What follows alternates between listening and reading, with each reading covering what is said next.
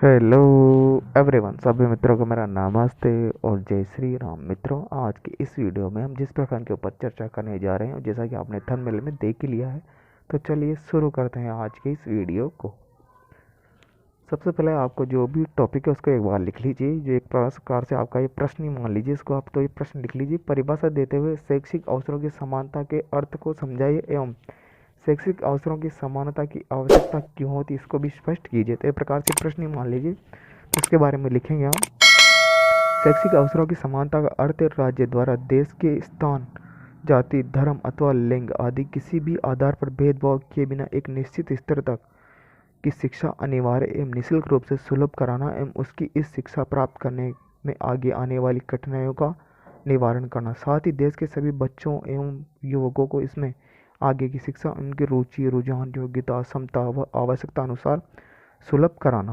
और आगे लिखेंगे इसके पश्चात में शिक्षा प्राप्त करने में आने वाली कठिनाइयों का निवारण करना। तो ये हो जाएगा आपका किसका, शैक्षिक अवसरों की समानता है उसका अर्थ हो जाएगा। तो मैंने इसका अर्थ लिखा दिया है। अर्थ लिखाने के पश्चात में नेक्स्ट है अपना शैक्षिक अवसरों की समानता की आवश्यकता क्यों पड़ी और किस कारण इनकी आवश्यकता अपने को पड़ी, तो उसके बारे में अपन लिखेंगे। तो पहली आवश्यकता आती है अपने लोकतंत्र की रक्षा के लिए। तो ये हो जाएगा आपका पहला पॉइंट। इसमें लिखेंगे आप लोकतंत्र की सफलता उसके नागरिकों पर निर्भर करती है और उसके नागरिकों की योग्यता एवं क्षमता निर्भर करती है। और नागरिकों की योग्यता एवं क्षमता निर्भर करती है कि वो किस पर करती है, शिक्षा पर। अतः देश के प्रत्येक नागरिक को शिक्षित करना आवश्यक है और इस क्षेत्र में हमारे देश की स्थिति बड़ी चुनौतीपूर्ण है। पहली बात तो ये है कि इसकी जनसंख्या बहुत अधिक है और साधन अपेक्षाकृत बहुत कम है। देश की आधे से अधिक जनसंख्या निर्धन है और अपने बच्चों की शिक्षा की व्यवस्था के लिए असमर्थ। तीसरी बात यह है कि इसकी बहुसंख्यक जनसंख्या गाँव में रहती है और दूर दराज में भी बहुत सी जनसंख्या रहती है।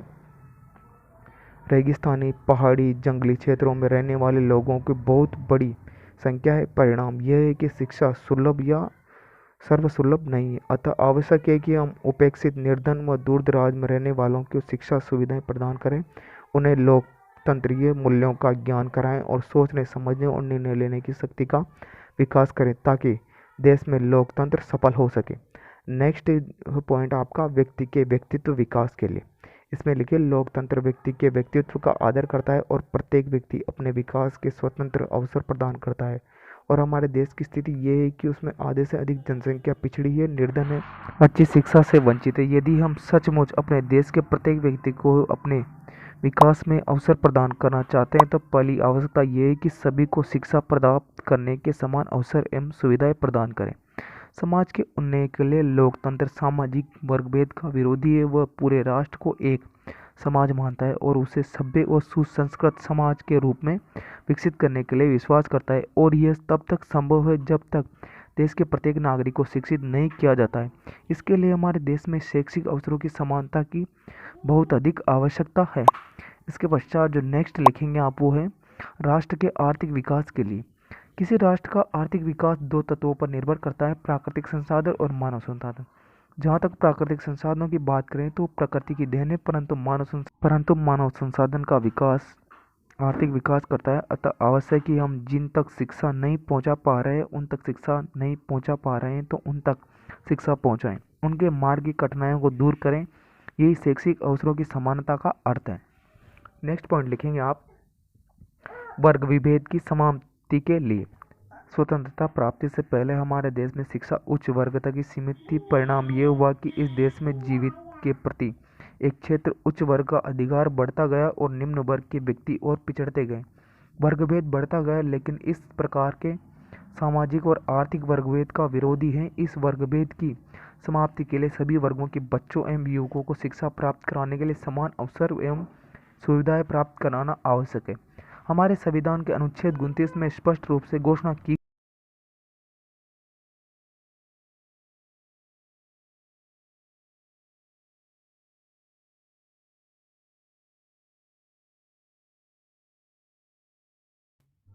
कि राज्य द्वारा पोषित अथवा आर्थिक सहायता प्राप्त किसी भी शिक्षा संस्थान में किसी भी नागरिक को धर्म, मूल, वंश अथवा जाति के आधार पर प्रवेश से वंचित नहीं किया जाएगा। प्राथमिक शिक्षा सभी विद्यालयों में निःशुल्क देनी चाहिए। इसके पश्चात नेक्स्ट हेडिंग लगाइए आप वैकल्पिक कार्यक्रम। इसमें लिखिएगा बच्चों के कल्याण या सुधार में शिक्षा की भूमिका के रूप में माना जाता है। इस प्रकार के विद्यालयों की स्थापना उन क्षेत्रों में की जाती है जहाँ पर संसाधनों का अभाव है तथा कोई विद्यालय उपलब्ध नहीं है। ऐसी स्थिति में 6 से 14 वर्ष तक की आयु के बालकों की शामिल किया गया है जिसमें समक्ष शिक्षा प्राप्त करने का कोई विकल्प नहीं होता। वैकल्पिक शाला कार्यक्रम के अंतर्गत उन छात्रों को शिक्षित करने का प्रयास किया जाता है जो कि बाल श्रमिक, आश्रयदाता, विषम परिस्थितियों में रहने वाले घुमंतु के बच्चों, 9 वर्ष से अधिक आयु के बच्चों, उद्योगों में कार्य करने वाले बच्चों को शामिल किया जाता है। इस परिस्थिति में इनके कार्य करने के लिए पृथक समय निर्धारित करके छात्रों को शिक्षा प्रदान की जाती है और इस प्रकार के शिक्षा की धारा में सम्मिलित किया जाता है। इन छात्रों के लिए आधारभूत पाठ्यक्रम निर्धारित किया गया है जो कि कम समय में समाप्त हो जाता है और पुनः पाठ्यक्रम को प्रारंभ कर दिया जाता है। इन परिस्थितियों में रहने वाले बच्चों के लिए इनकी आवश्यकता के अनुरूप आवासीय तथा गैर आवासीय विद्यालयों की स्थापना की जाती है। इन छात्रों के शिक्षण में उन प्रविधियों को सम्मिलित किया जाता है जिनसे इन छात्रों को रुचि उत्पन्न हो और उनकी मानसिक थकान भी दूर हो जाती है। इसके पश्चात नेक्स्ट हेडिंग डाल लीजिए आप कोठारी शिक्षा आयोग ने जो कुछ बातें कही थी उसको लिखेंगे आप 1964 से 1966 जो कि समाज या सामाजिक न्याय की अत्यंत आदर्श मानता है। जनसाधारण की स्थिति सुधारने और सभी शिक्षा प्राप्त करने के योग्य व्यक्तियों को शिक्षित करने में उत्सुक है। इससे व्याख्या करनी होगी कि जनता के सभी वर्गों को अवसर अधिकाधिक समानता रूप होनी चाहिए। एक समता मूलक और मानवता मूलक समाज जिसमें निर्बल और का शोषण कम से कम हो बनाने का सही सुनिश्चित साधन है। वास्तव में शैक्षिक अवसरों की समानता का विचार प्रजातंत्र की देन है। प्रजातंत्र स्वतंत्रता, समानता और भ्रातृत्व के सिद्धांतों पर टिका हुआ है। यह सामाजिक निष्पक्षता का पक्षधर है और प्रत्येक व्यक्ति को अपने विकास के स्वतंत्र और समान शिक्षा आयोग 1964 से 1966 द्वारा दिया गया। इसमें सुझाव दिया गया कि शैक्षणिक अवसरों की समानता सुविधा प्रदान करने के लिए सबसे पहले 6 से 14 वर्ष आयु के बच्चों को 1 से 8वीं तक की शिक्षा को अनिवार्य शिक्षा या निःशुल्क और सुलभपूर्ण बनाया जाए। उसके मार्ग में आने वाले बाधाओं को दूर किया जाए। साथ ही देश के सभी वर्ग को बच्चों को आगे की शिक्षा उनकी रुचि, योग्यता एवं क्षमता के अनुसार प्रदान की जाए। नई शिक्षा नीति 1986 में भाग 4 में शैक्षिक अवसरों की समानता के लिए निम्नलिखित प्रावधान किए गए हैं। विषमताओं को दूर करने पर बल देना और वंचित लोगों की विशेष आवश्यकताओं को ध्यान में रखकर शिक्षा के अवसर प्रदान कराना। शिक्षा का उपयोग महिलाओं की स्थिति में आधारभूत परिवर्तन करने के लिए एक साधन के रूप में करना और उन्हें सशक्त तथा समर्थ बनाना। नेक्स्ट बिंदु इसमें तकनीकी और व्यावसायिक शिक्षा में महिलाओं की भागीदारी पर बल देना और उनको शिक्षा में आ रही बाधाओं को दूर करना। अनुसूचित जातियों में शैक्षिक विकास पर बल देना ताकि वे गैर अनुसूचित जाति के लोगों से समझ में आ सके। निर्धन परिवार में 14 साल की आयु के बच्चों को नियमित रूप से स्कूल जाने के लिए प्रोत्साहित करना। शिक्षकों की नियुक्ति में अनुसूचित जातियों को प्राथमिकता देना और जिला केंद्रों पर इन जातियों में छात्रों के लिए छात्रावास एवं सुविधाओं को क्रमिक रूप से बढ़ाना। आदिवासी क्षेत्रों में प्राथमिक पाठशालाओं को खोलने पर बल देना एवं पाठ्यक्रम निर्माण में उनकी सांस्कृतिक व सामाजिक विशेषता को ध्यान में रखना। मित्रों, आशा करता हूँ कि आपको वीडियो अच्छा लगा होगा, तो प्लीज़ वीडियो को लाइक करें, शेयर करें और चैनल को सब्सक्राइब करना ना भूलें। मित्रों, अगर आप फेसबुक पे देख रहे हैं तो प्लीज़ तो हमें फॉलो ज़रूर करें और वीडियो को लाइक ज़रूर करें। मित्रों, सब्सक्राइब जरूर करें। सब्सक्रिप्शन का कोई भी चार्ज नहीं है, फ्री ऑफ कॉस्ट है। जय भारत, जय हिंद, थैंक्स फॉर